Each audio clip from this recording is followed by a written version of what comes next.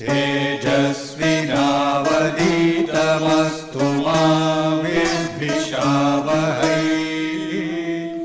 ॐ शान्ति शान्ति शान्तिः।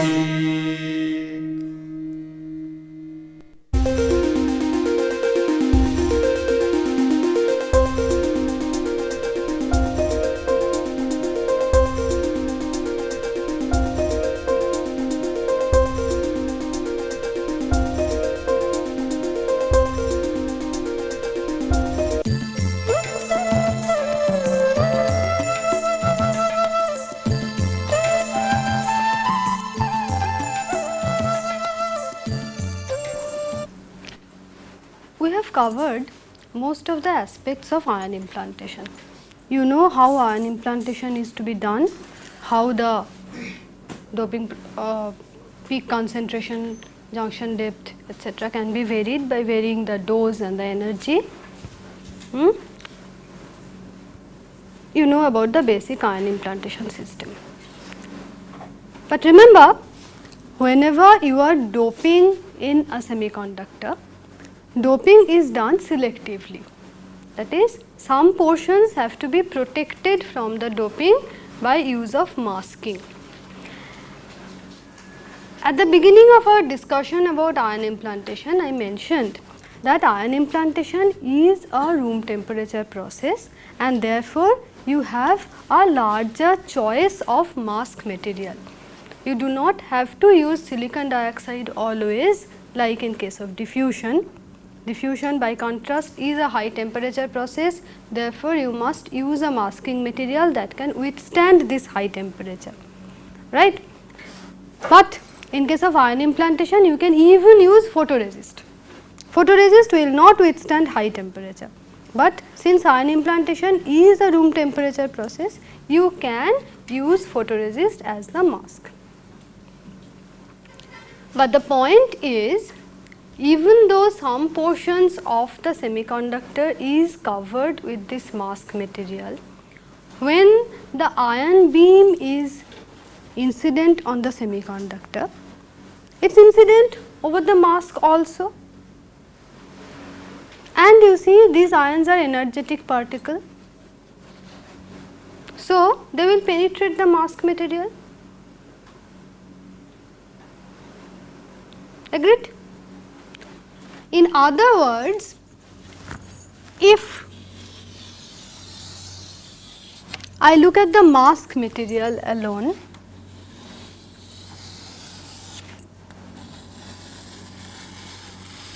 then just as in the silicon, inside the mask also the energetic ions will have a Gaussian profile. No matter what the material is, the energetic ions will anyway have a Gaussian profile. I can approximate it to be a Gaussian profile.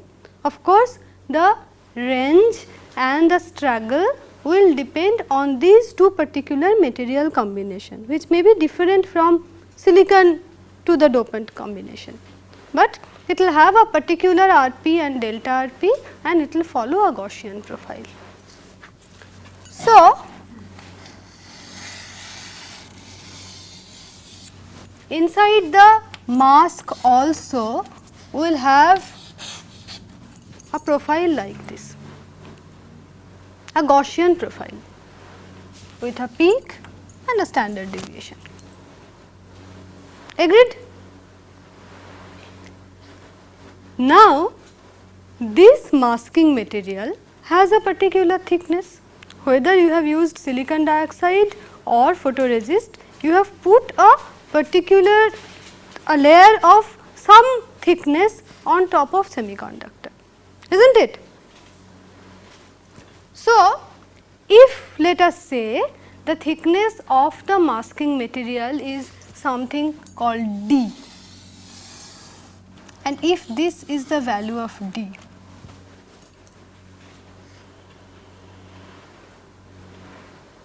that means this is where the mask material ends, below this is semiconductor. Then this much of the impurity is going to be put in the semiconductor. Agreed? In other words, this is quite obvious that the masking efficiency will depend on the thickness of the masking material you have put. If D is smaller, then more impurity will be put in silicon. If D is larger, less impurity will be put in silicon. Okay? And since we want those regions not to have any impurity, we will say that the masking efficiency is large when D is large. Now, how exactly does the masking efficiency depend on the thickness of the mask layer? In other words, if I want to protect certain regions from getting an implantation dose, what thickness of the mask layer should I choose? I know what is going to be the dose and energy of the implantation. According to that, what should be my masking layer thickness? Okay. Now, you know that the implantation doping profile is given simply by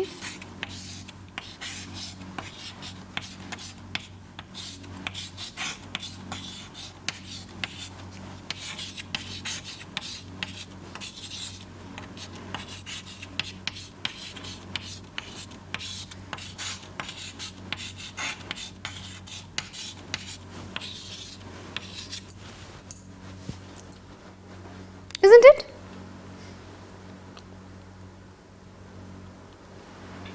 This Gaussian distribution is for the implantation doping profile, that is this curve. Then what is the value of this hatched region?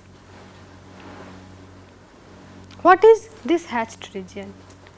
This hatched region is nothing but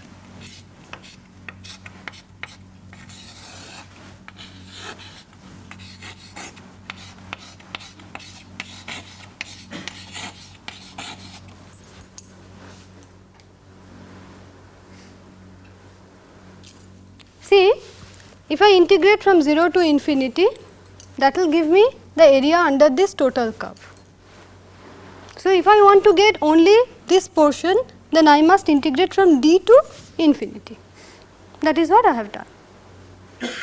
If I integrate Nx from D to infinity, then I get the area, the hatched region. This is the total impurity which is put in the silicon, which is no longer protected by the mask, since the mask ends here at the point D. So, anything beyond D is going to be inside the semiconductor, right. Okay. So, this can be written as Q0 by root 2 pi delta Rp integral d to infinity exponential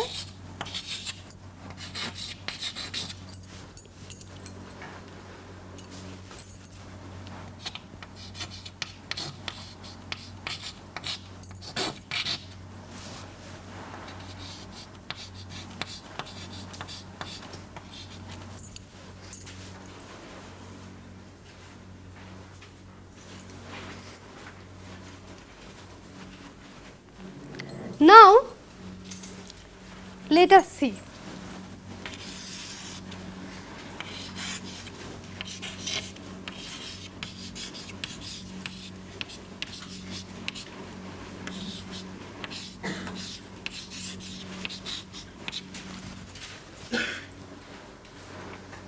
What I have is of this form,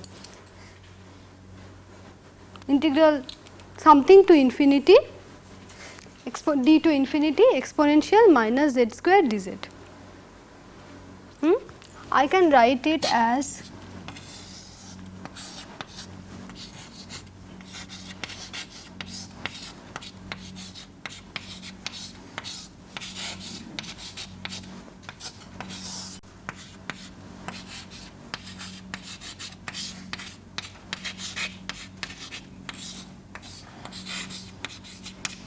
can I not?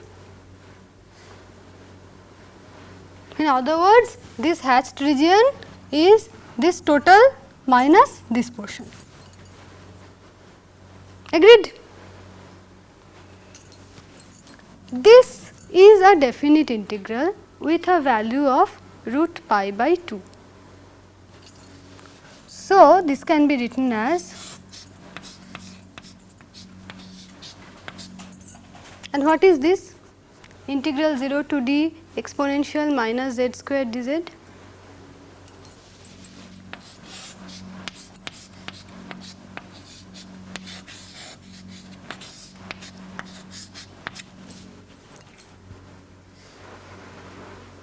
Isn't it? Root pi by 2 error function of z, sorry, error function of d.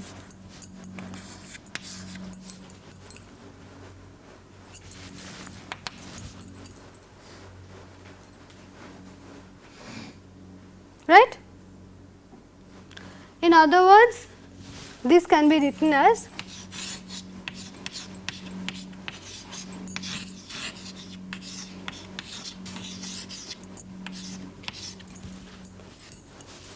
root pi by 2 times 1 minus error function of d, that is error function complement of d. Right? So, if I have an expression like this, integral d to infinity exponential minus z square dz, this can be given as root pi by 2 error function complement of d. Agreed? Now, let us look back at this. If I have to express the integral in this form, then I have to change the variable. If I have to get it in z square fashion, then I have to write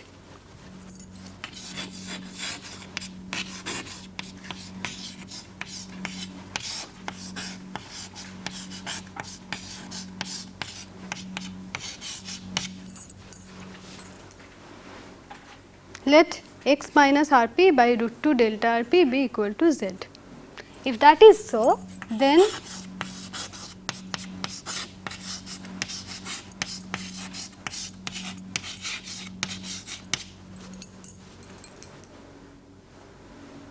right, then this integral becomes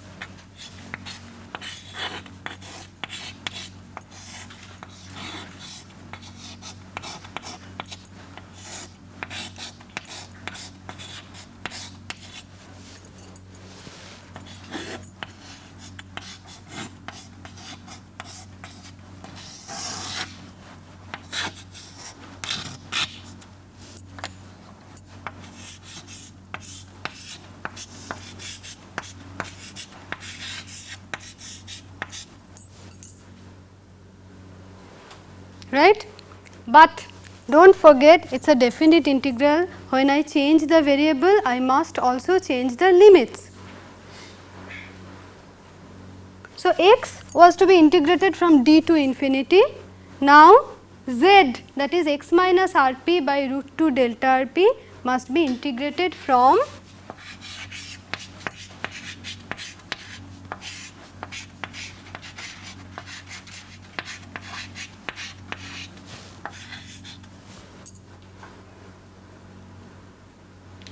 d minus r p by root 2 delta r p to infinity. Is not it? When x becomes equal to d, in that limit z becomes equal to d minus r p by root 2 delta r p. Okay. So, I can cancel out delta r p, can cancel out root 2, so that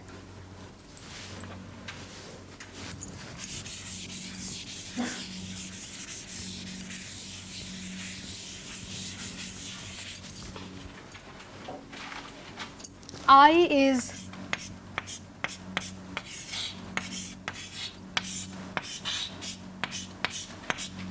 Q0 by root pi integral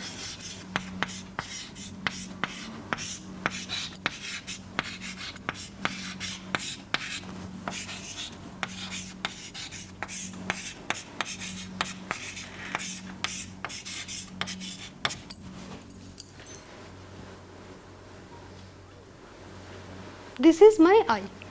Now you know integral d to infinity exponential minus z square dz is going to be root pi by 2 error function complement of d. So,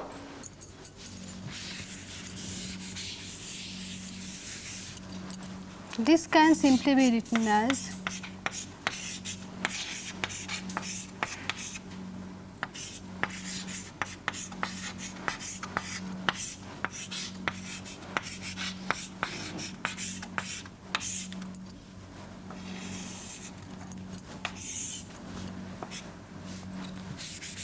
or in other words I is given as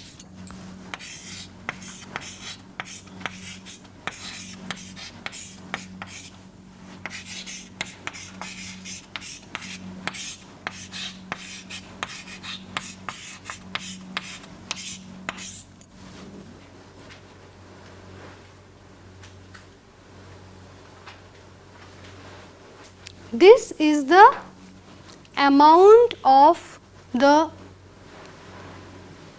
impurity which is not protected by the mask, which is going inside the semiconductor.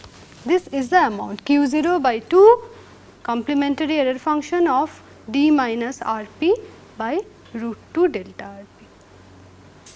So, this is all mathematics. Let us look at it physically now. What do I mean really? What I mean is very simple. That means, if I have a mask layer thickness d greater than Rp by a certain extent, let us say if I put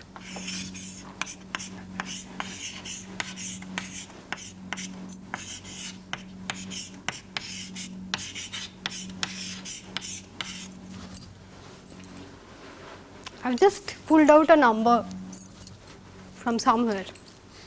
All I am trying to say is the masking layer thickness is greater than the projected range by a multiple of delta Rp. It's greater than Rp by nearly 4 times delta Rp. If that is so, and if you put this value here, then you can say that this I, that is the total amount of impurity which is going into the semiconductor, by the total dose of impurity. Remember, Q0 is the total dose that you are putting.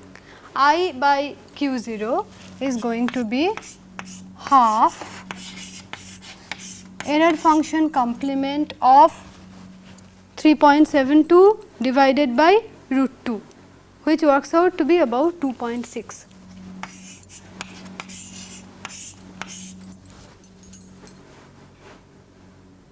And you can verify from the error function table that this multiplied by half will work out to be about 0.0001.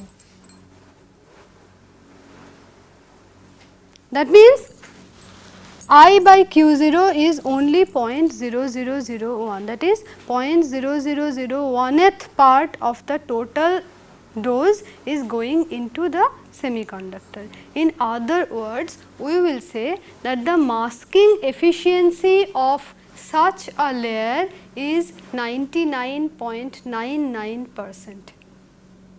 That is the masking efficiency. So, this corresponds to the masking efficiency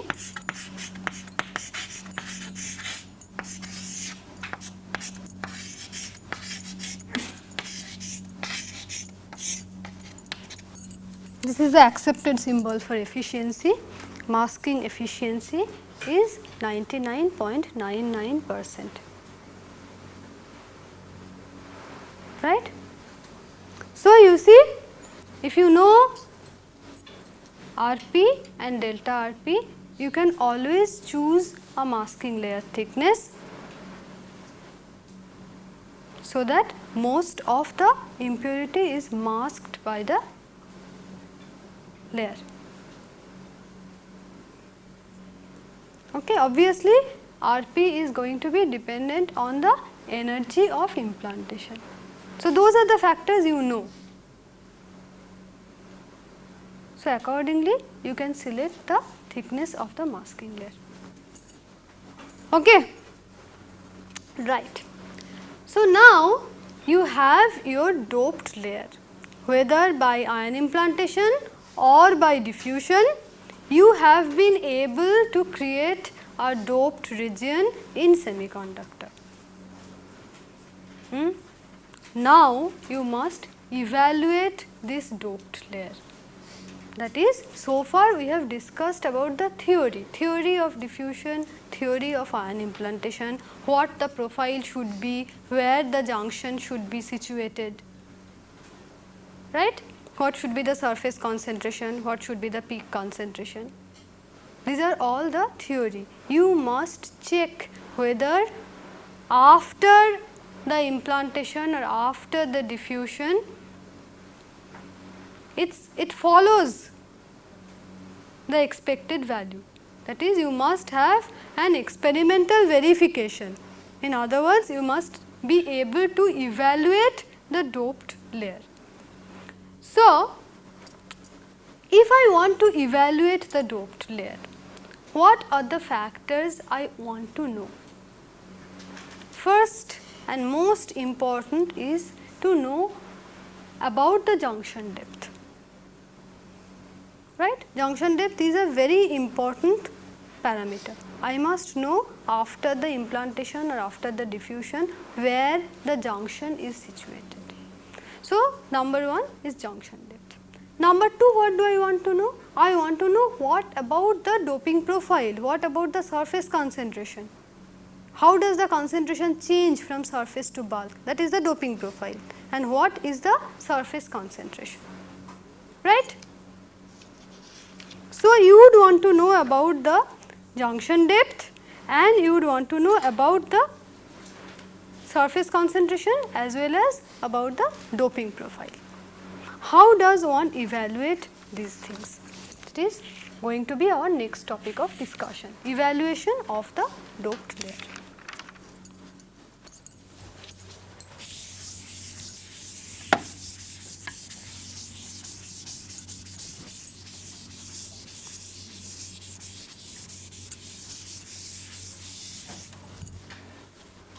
Let us first talk about the junction depth. How does one measure the junction depth? Well, you have, this is the cross sectional diagram of your junction. This is P, this is N, or this is N, this is P. Okay. You want to measure the junction depth.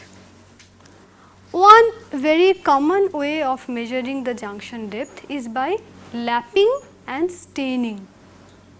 What is done is the junction is angle lapped. What do I mean by angle lapping?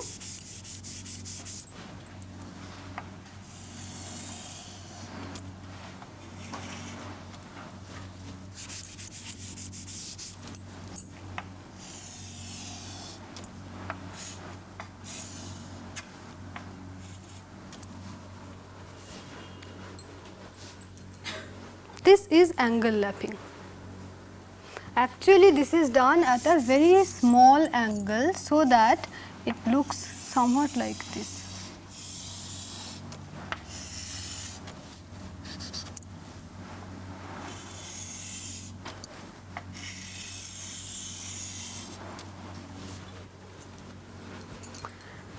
Why is it done?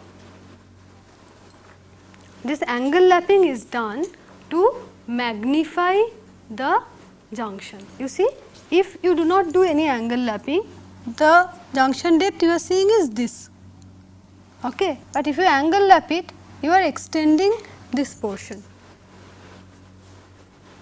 And if you know this angle, this is your theta, which is usually half degree or so, okay. And if you can measure this, then by trigonometry you will be able to find what this is, right.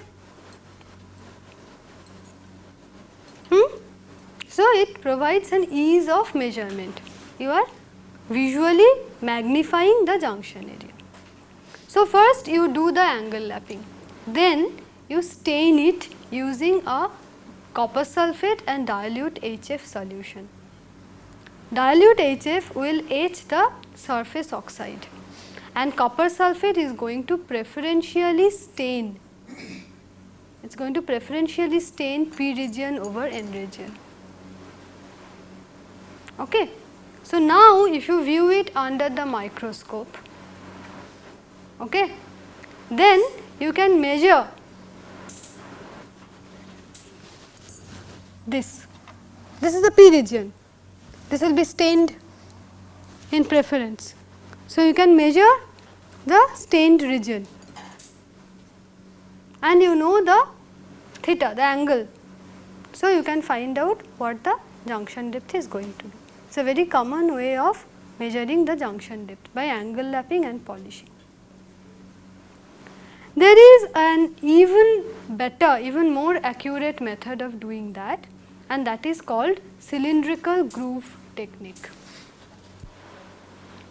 So, in cylindrical groove technique, what happens is you have a cylinder with a radius r, okay, and you use this cylinder to grind a groove in the semiconductor. That is, you have a cylinder with a particular radius r,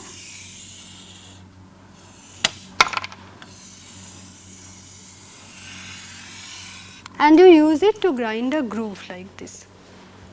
This is r.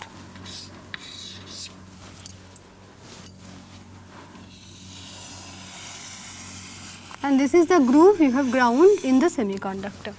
Remember, this is a destructive technique. You are going to grind a groove, therefore, you are going to destroy the surface. Okay. But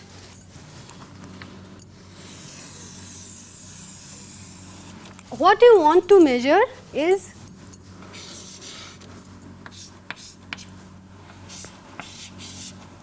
the distance AB. AB is actually your junction depth, right. I can write this AB as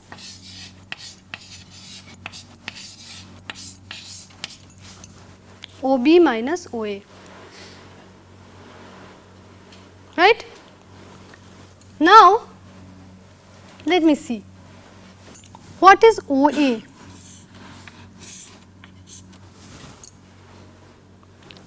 If you look at this triangle OAC, then OA is given by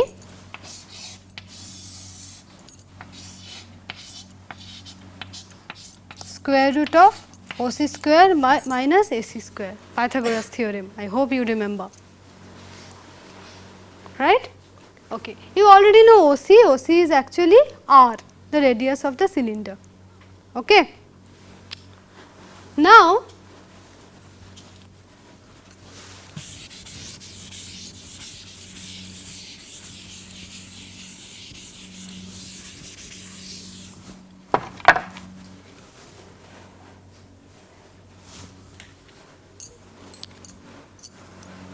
let me call this AC as small a, so that I can write that OA is equal to square root of R square minus A square, which can be written as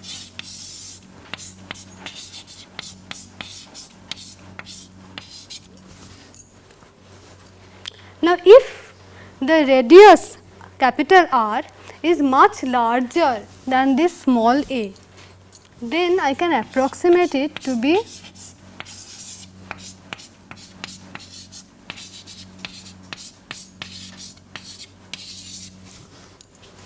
can I not 1 minus x is 1 minus x, if x is very much smaller than 1, that is a is much smaller than r, then I can approximate it to be 1 minus half x. That is what I have done. Okay. Similarly,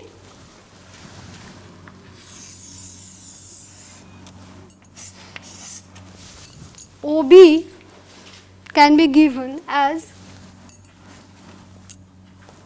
square root of r square minus BD whole square in the triangle OBD.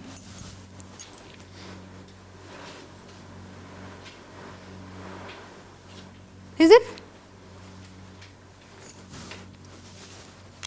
Then I could say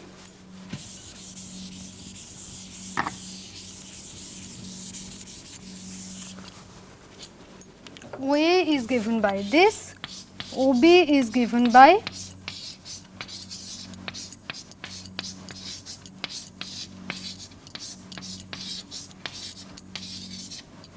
if I call this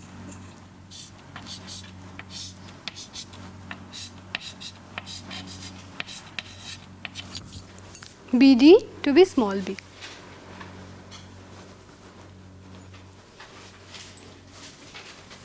Then my junction depth AB is given simply as the difference of OB and OA. So, you see R gets cancelled out. What I have is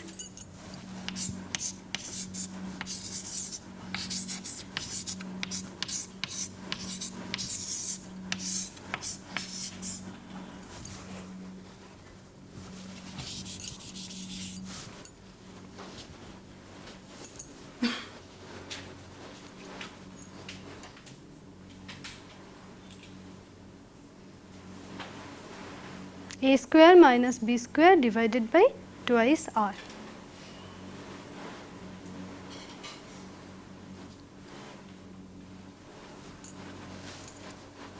Right? So, this is the cylindrical groove technique of measuring the junction depth. There is another technique of measuring the junction depth, and that is the interference fringe method. In the interference fringe method also, what is done is you have a lapped sample. On top of that, you provide an optical flat and you subject it to a monochromatic radiation, usually a sodium vapor lamp. So, you will see fringes. There will be dull fringes in the P region. You can count the number of fringes and that will be related to the junction depth. So, it's actually given as a function of the number of the dull fringes multiplied by the wavelength of the monochromatic light. So, from that since you know the wavelength of the monochromatic light, you can find out what the junction depth is going to be. So, these three are the three most common techniques of measuring the junction depth. Once you know the junction depth, next what you want to know is how about the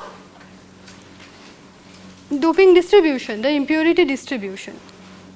Now, you see you can measure the total impurity distribution by doing some spectroscopy analysis like SIMS, secondary ion mass spectroscopy, which will tell you exactly how much impurity is put inside the material.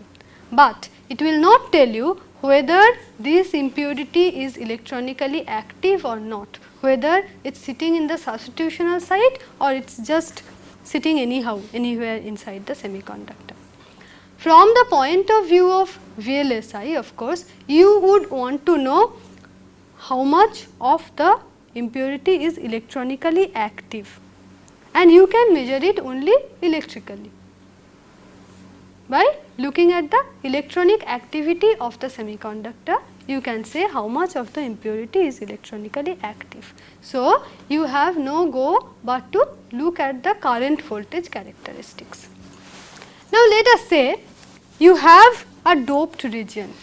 You have a doped region of a particular length, a particular width, and you also know the junction depth, therefore, it is of a particular thickness. I have already finished measuring the junction depth, you see, by using one of these three techniques. So, now if I look at this doped region which has a particular length, width and thickness, then the resistance of this doped layer R will be given by its average resistivity into L, that is the length, divided by this is the cross sectional area, right, width into thickness, rho average into L by A, that is going to be the resistance of this doped region. I can write this as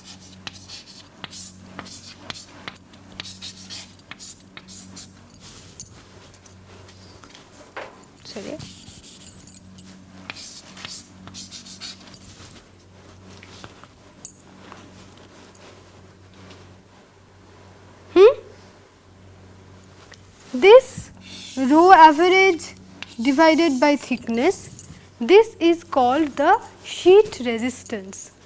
Sheet resistance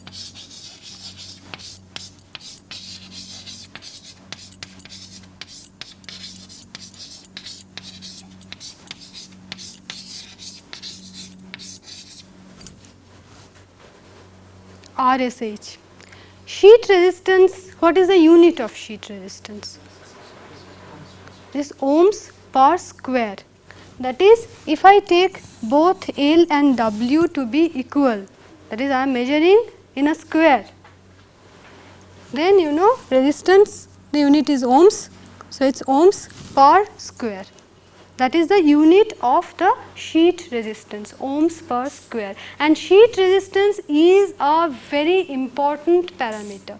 In fact, in most of the processing steps at the end of the, it is specified. Suppose you are doing a base diffusion or base implantation. So, it is specified that at the end of this process the sheet resistance must be so much, say 200 ohms per square. So, what you have to do is to measure the sheet resistance, see whether it is conforming to your process specification. Which brings me to the question, how do I measure the sheet resistance? Of course, from this expression, you know it is very simple. How to measure the sheet resistance? You measure the current and voltage and then measure the number of squares and then you can find out what the sheet resistance is. But more usually what is done is we use a 4-point probe technique in order to measure the sheet resistance. What is a 4-point probe technique? It is exactly what the name suggests. It is a probe with 4 points. You have 4 points placed on the surface. The outer 2 points are for current, current going in and current going out, okay? And the inner 2 points are for measuring the voltage. Okay. So, what actually happens is you have an instrument, a 4-point probe which has 4 small tips like this. Take your sample and then these 4 tips are placed like this, touching the sample surface. The outer 2 you connect it to the current source, you are sending the current through this, and the inner 2 you connect a voltmeter across it so that you can measure the voltage across that. Okay. And under this condition, the sheet resistance is directly given by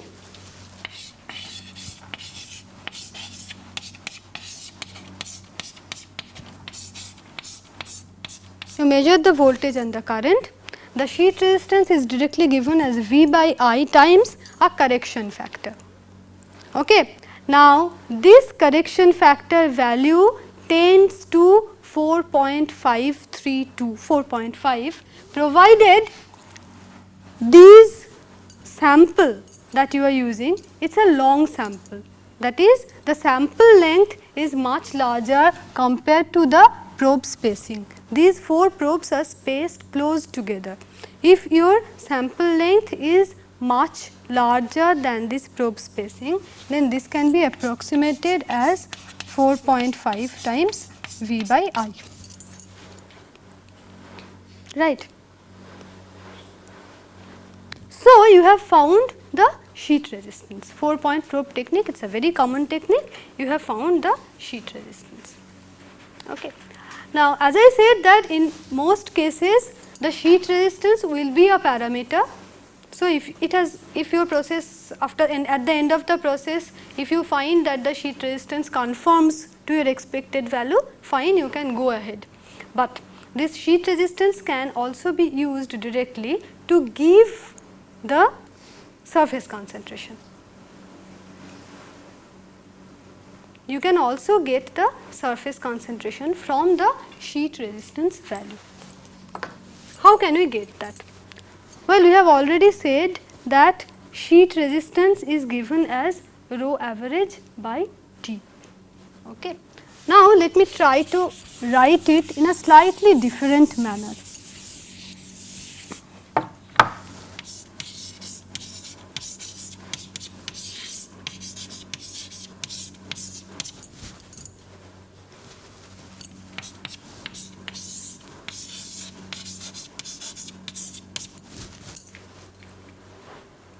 Or I can write it as 1 upon sigma average into T, that is the sheet resistance. Okay. Now, this sigma average into T can be written as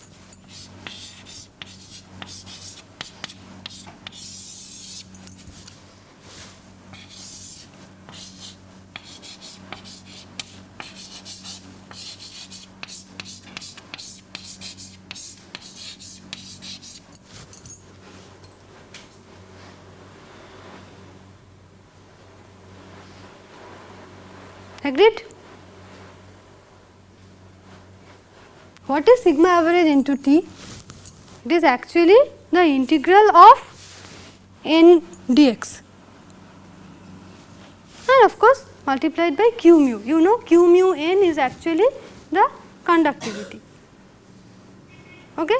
So, over the entire doped region from 0 to xj, that is the thickness of the doped layer. Over the entire doped region, if I integrate q mu nx, then I get sigma average into T. Agreed?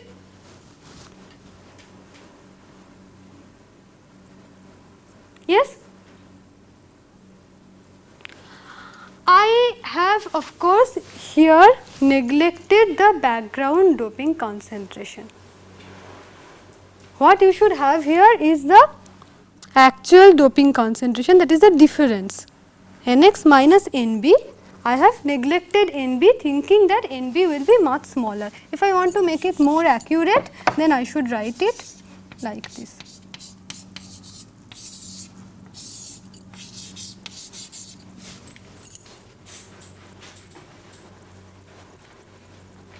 Okay.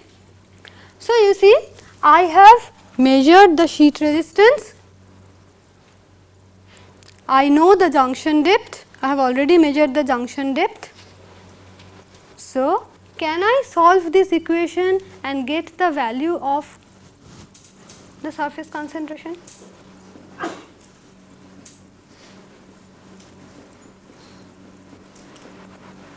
I cannot do that simply because mobility is not really a constant, but mobility is also a function of the doping concentration. You know that as the doping concentration is increased, mobility is going to decrease,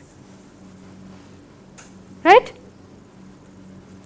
So, this equation, solving this equation is not a very straightforward thing, but it can be done. Computer derived solutions do exist for various profiles, that is, if it is a complementary error function profile or if it is a Gaussian profile, and also for various background concentration. It is possible to obtain computer derived solution, and we have a set of plots available which plots ns as a function of rs times xj.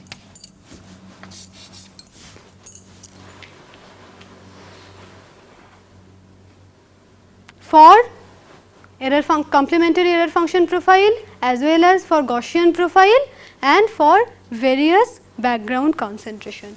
These plots are called Irwin's plot.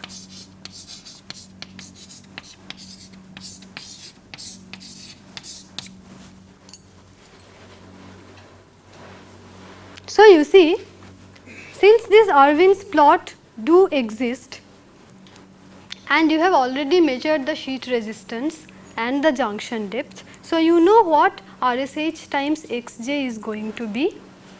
Now, depending on whether the profile is, you expect it to be Gaussian or complementary error function, you can find out what the surface concentration is going to be depending on the background doping concentration, right. Which brings me to another key problem. How do I know what the doping profile is going to be like? How do I know whether it is going to follow complementary error function or Gaussian? That is, from theory I can say, if it is a infinite source diffusion, it is going to be complementary error function. If it is going to be a limited source diffusion, it is going to be Gaussian. If it is an ion implantation profile, it is going to be Gaussian. But how do I check? How do I verify? And you already know, like in case of phosphorus diffused in silicon, the doping profile does not really match Gaussian. Okay? For boron implantation in silicon, you know it does not really match Gaussian, it is a Pearson 4 type distribution. So, how do I know these things? How did people find out these things? So, which brings me to the question of how does one find the doping profile? There is one very simple technique, by anodic oxidation. What you do? You just anodically oxidize the semiconductor. Since the anodic oxidation, the oxide thickness is going to be proportional to the applied voltage. You know exactly how much oxide you have grown, that is exactly how much silicon you have consumed. Okay. Now, if you measure the sheet resistance before and after, that is, first you measure the sheet resistance on the surface, then you grow a thin layer of oxide, etch that thin layer of oxide, okay. Again measure the sheet resistance on the new fresh exposed surface. So, the difference in these two sheet resistance values will be related to mu times n, right. It will be actually given by 1 upon q mu n into dx, the difference. You know dx, dx is the amount of silicon you have consumed. Since this dx is very small, you can approximately consider that the doping concentration is going to be nearly constant in this very thin region. So, what you know is the product mu into n. Okay. Now, these plots are also available, mu versus n plots are also available, and you know mu times n. So, you can find out what n is going to be. Okay. You keep doing that. This is called the successive etch technique. You keep on doing the anodic oxidation, etching, and again you measure the sheet resistance till you reach the junction. So, you have a number of points going from surface to bulk. You can find the entire doping profile. This is one way of measuring the doping profile. The other way, which should be of more interest to you people, that is by CV technique, capacitance voltage technique. You have a junction, a PN junction. Apply a reverse bias to it. Okay? Measure the capacitance. Change the reverse bias. Increase the reverse bias. What is going to happen? The depletion region width is going to be increased. So, the change in the capacitance can be related to the change in the depletion layer width. From this, you can find out what is the change in the charge. Okay. So, from CV technique also you can find out the doping profile, and the most common practice is to plot 1 by C square versus V, which is going to be related to the doping concentration. So, very simply stating, if you plot 1 by C square versus V and it follows a straight line, the slope of that curve actually gives you the doping concentration. So, you plot 1 by C square versus V, if it is a straight line, that means the slope is constant, that means the doping concentration is uniform. If it is not a straight line, then you know it is not uniform. So, you can measure the slope at points all over the depletion layer width, and you can find out how the doping profile is going to change. So, this is the CV technique of measuring the doping profile. Okay? We will stop here today.